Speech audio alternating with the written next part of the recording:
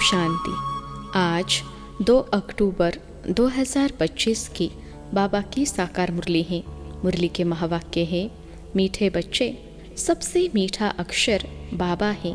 तुम्हारे मुख से सदा बाबा बाबा निकलता रहे।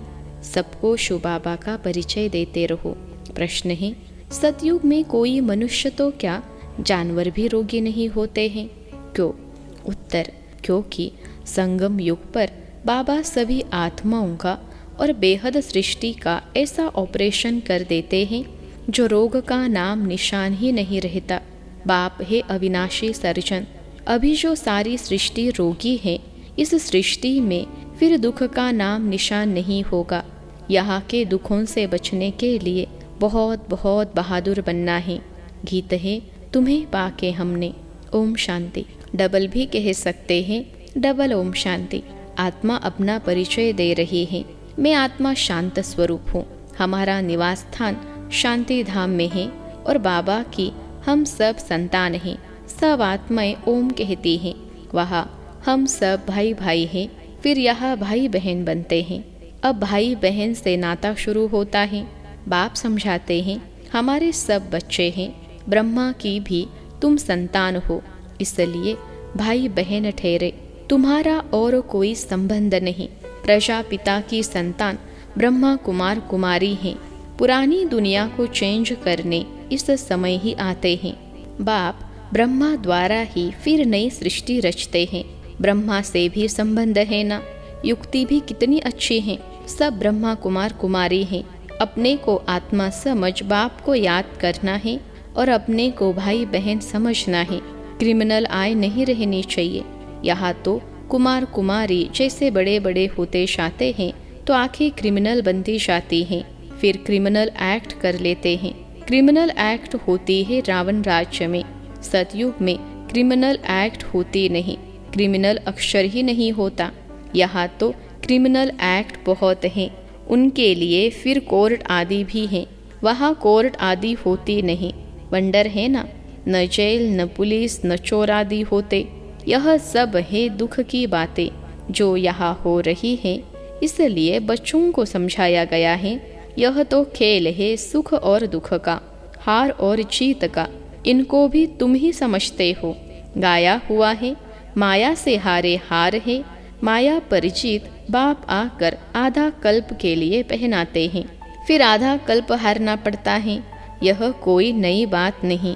यह तो साधारण पाई पैसे का खेल है।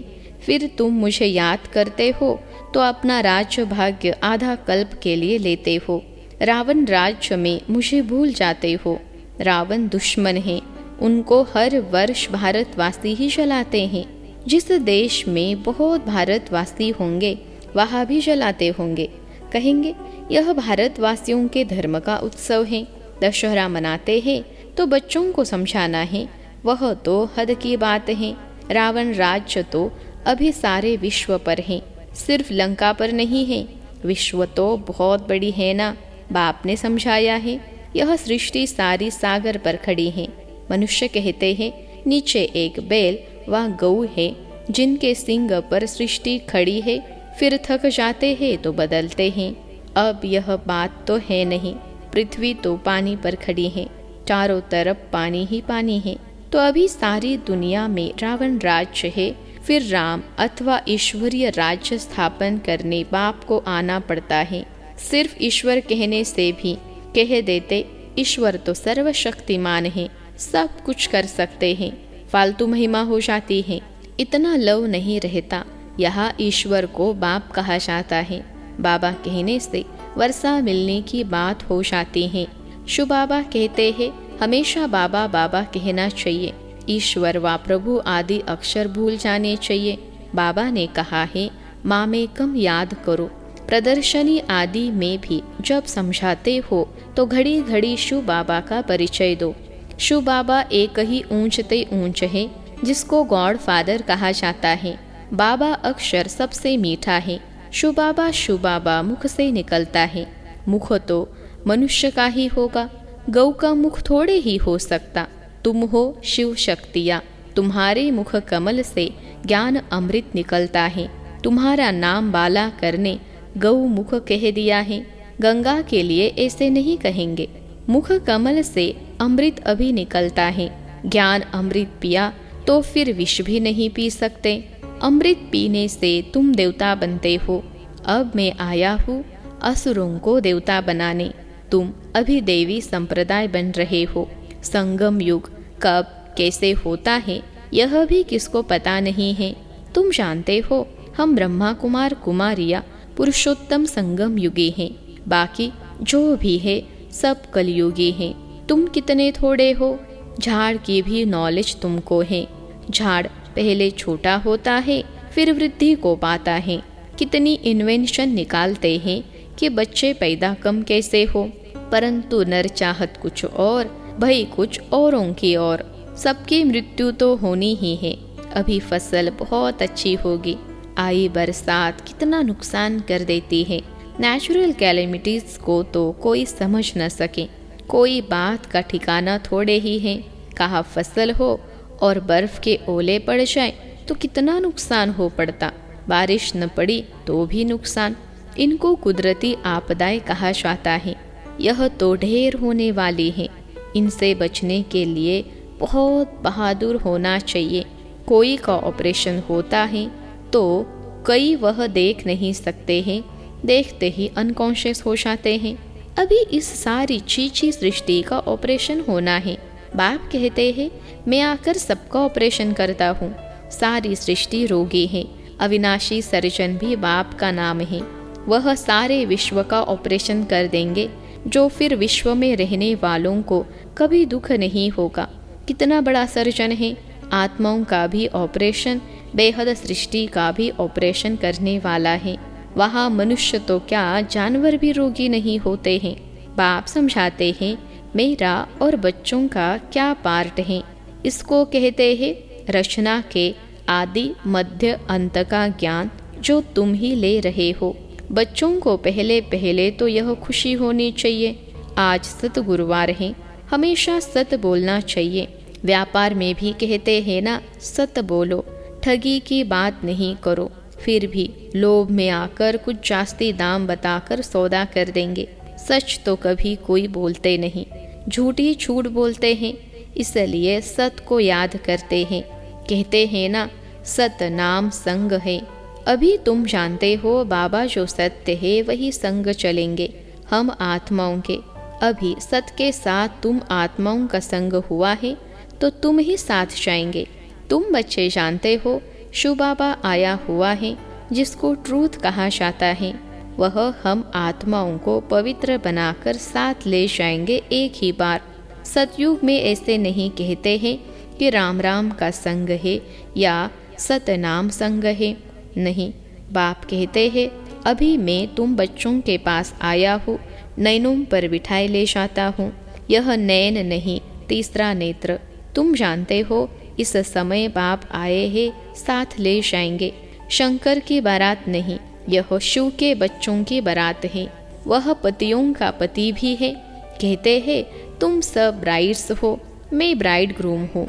तुम सब आशिक हो, मैं हूँ माशुक। माशुक एक ही होता है ना। तुम आधा कल्प से मुझ माशुक के आशिक हो। अभी मैं आया हूँ, सब भक्तियाँ हैं। भक्तों की रक्षा करने वाला है भगवान। आत्मा भक्ति करती है शरीर के साथ। सतयुग त्रेता में भक्ति होती नहीं। भक्ति का फल सतयुग में भोगते हो, जो अब बच्चों को दे रहे हैं। वह तुम्हारा माशुक है जो तुमको साथ ले जाएंगे। फिर तुम अपने पुरुषार्थ अनुसार जाकर राज्य भाग्य लेंगे। यह कहा भी लिखा नहीं है। कहते हैं शंकर ने पार्वती को अमर कथा सुनाई। तुम सब हो पार्वतिया, मैं हूँ कथा सुनाने वाला अमरनाथ। अमरनाथ एक को ही कहा जाता है। ऊंचते ऊंच बाप है, उनको तो अपनी देह नहीं है। कहते हैं मैं अमरनाथ, तुम बच्चों को अमर कथा सुनाता हूँ। शंकर पार्वती यहाँ कहाँ से आए? वह तो है ही सूक्ष्म वतन में, जहाँ सूर्य चांद की भी रोशनी नहीं रहती। सत्य बाप अभी तुमको सत्य कथा सुनाते हैं। बाप बिगर सच्ची कथा कोई सुना न सके। यह भी समझते हो विनाश होने में टाइम लगता है। कितनी बड़ी दुनिया है, कितने ढेर मकान आदि गिरकर खत्म होंगे। अर्थक्वेक में कितना नुकसान होता है, कितने मरते हैं। बाकी तुम्हारा छोटा झाड़ होगा, दिल्ली परिस्तान बन जाएगी। एक ही परिस्तान में लक्ष्मी नारायण का राज्य चलता है। कितने बड़े बड़े महल बनते होंगे, बेहद की जागीर मिलती है, तुमको कुछ खर्चा नहीं करना पड़ता है। बाबा कहते हैं इनकी यानी ब्रह्मा की लाइफ में ही कितना सस्ता अनाज था, तो सतयुग में कितना सस्ता होगा। दिल्ली जितने तो एक एक के घर और जमीन आदि होगी। मीठी नदियों पर तुम्हारा राज्य चलेगा। एक एक को क्या नहीं होगा, सदा अन्न मिलता रहेगा। वहाँ के फल फूल भी देखते हो कितने बड़े बड़े होते हैं। तुम शुभी रस पीकर आते हो। कहते थे वहाँ माली है, अब माली तो जरूर वैकुंठ में अथवा नदी किनारे होगा। वहाँ कितने थोड़े होंगे, यहाँ अभी इतने करोड़, कहाँ 9 लाख होंगे, और सब कुछ तुम्हारा होगा। बाप ऐसी राशि देते हैं जो हमसे कोई छीन न सके। आसमान धरती आदि सबके मालिक तुम रहते हो। गीत भी बच्चों ने सुना, ऐसे ऐसे गीत 6-8 है जो सुनने से ही खुशी का पारा चढ़ जाता है। देखो अवस्था में कुछ गड़बड़ है तो गीत बजा लो, यह है खुशी के गीत। तुम तो अर्थ भी जानते हो। बाबा बहुत युक्तियाँ बतलाते हैं अपने को हर्षित मुख बनाने की। बाबा को लिखते हैं, बाबा इतनी खुशी नहीं रहती है, माया के तूफान आते हैं। अरे माया के तूफान आए, तुम बाजा बजा लो। खुशी के लिए बड़े बड़े मंदिरों में भी फाटक पर बाजा बजता रहता है। बॉम्बे में माधव बाग में लक्ष्मी नारायण के मंदिर के फाटक पर भी बाजा बजता रहता है। तुमको कहते हैं यह फिल्मी रिकॉर्ड क्यों बजाते हैं, उनको क्या पता यह भी ड्रामा अनुसार काम में आने की चीज़ है। इनका अर्थ तो तुम बच्चे समझते हो, यह सुनने से भी खुशी में आ जाएंगे। परंतु बच्चे भूल जाते हैं। घर में किसको गमी होती है तो भी गीत सुनकर बड़े खुश होते हैं। यह बहुत वैल्यूबल चीज़ है। कोई के घर में झगड़ा चलता है, बोलो भगवानुवाच काम महाशत्रु हैं, इन पर जीत पाने से हम विश्व के मालिक बनेंगे। फिर फूलों की वर्षा होगी, जय जयकार हो जाएगी, सोने के फूल बरसेंगे। तुम अभी कांटे से सोने के फूल बन रहे हो ना, फिर तुम्हारा अवतरण होगा। फूल नहीं बरसते लेकिन तुम फूल बनकर आते हो। मनुष्य समझते हैं सोने के फूल बरसते हैं। एक राजकुमार विलायत में गया, वहाँ पार्टी दी थी, उनके लिए सोने के फूल बनवाए, सबके ऊपर वर्षा की, खुशी के मारे इतनी खातिरी की, सच्चे सच्चे सोने के बनाए। बाबा उनकी स्टेज आदि को भी अच्छी रीति जानते हैं। वास्तव में तुम फूल बनकर आते हो, सोने के फूल तुम ऊपर से उतरते हो। तुम बच्चों को कितनी लॉटरी मिल रही है, विश्व के बादशाह की। जैसे लौकिक बाप बच्चों को कहते हैं तुम्हारे लिए यह लाया हो, तो बच्चे कितना खुश होते हैं। बाबा भी कहते हैं तुम्हारे लिए बहिश्त लाया हो, तुम वह राज्य करेंगे तो कितनी खुशी होनी चाहिए। कोई को छोटी सौगात देते हैं तो कहते हैं बाबा आप तो हमको विश्व की बादशाही देते हो, यह सौगात क्या है। अरे शिव बाबा की यादगार साथ रहेगी तो शिव बाबा की याद रहेगी और तुमको पदम मिल जाएंगे। अच्छा, मीठे मीठे सिखलते बच्चों प्रति माता पिता बाप दादा का याद प्यार और गुड मॉर्निंग। रूहानी बाप की रूहानी बच्चों को नमस्ते। हम रूहानी बच्चों की सिखलते रूहानी माता पिता बाप दादा को याद प्यार, गुड मॉर्निंग और नमस्ते बाबा नमस्ते। धारणा के लिए मुख्य सार। पहली पॉइंट है सत के संग वापस जाना है, इसलिए सदा सच्चा होकर रहना है, कभी भी झूठ नहीं बोलना है। दूसरी पॉइंट है हम ब्रह्मा बाबा के बच्चे आपस में भाई बहन हैं, इसलिए कोई भी क्रिमिनल एक्ट नहीं करनी है। भाई भाई और भाई बहन के सिवाय और किसी संबंध का भान न रहे। आज का वरदान है याद के बल से अपने व दूसरे के श्रेष्ठ पुरुषार्थ की गतिविधि को जानने वाले मास्टर त्रिकालदर्शी भव। याद के बल से अपने व दूसरे के श्रेष्ठ पुरुषार्थ की गतिविधि को जानने वाले मास्टर त्रिकालदर्शी भव। विश्लेषण है जैसे साइंस वाले पृथ्वी से स्पेस में जाने वालों की हर गतिविधि को जान सकते हैं। इसे आप त्रिकालदर्शी बच्चे साइलेंस अर्थात याद के बल से अपने व दूसरों के श्रेष्ठ पुरुषार्थ व स्थिति की गतिविधि को स्पष्ट जान सकते हो। दिव्य बुद्धि बनने से, याद के शुद्ध संकल्प में स्थित होने से त्रिकालदर्शी भव का वरदान प्राप्त हो जाता है और नए नए प्लान प्रैक्टिकल में लाने के लिए स्वतः इमर्ज होते हैं। आज का स्लोगन है, सर्व के सहयोगी बनो तो स्नेह स्वतः प्राप्त होता रहेगा।